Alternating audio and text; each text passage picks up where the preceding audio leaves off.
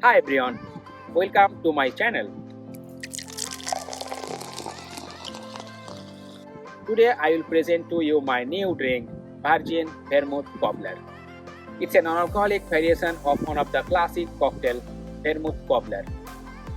It's an aperitif drink with alcohol-free vermouth, orange, lemon and sugar.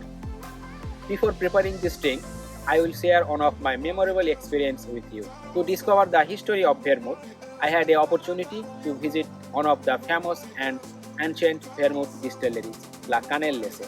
It's located in Asti, in the province of Turin, Italy. Normally, vermouth is a flavored, fortified and carameled wine. It's flavored with fruits, bark, flowers, seeds, herbs and spices. The modern versions of vermouth were first produced by the merchant Antonio Benedetto Carpano in 1786 in Turin, Italy.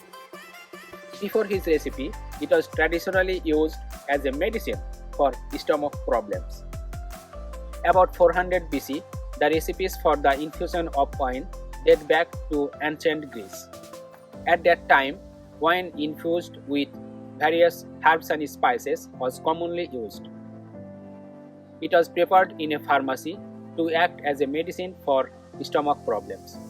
Now we know a little bit about the history of vermouth. Now it's possible to drink even alcohol-free vermouth, especially thanks to the alcohol-free vermouth Bianco by Calbaum.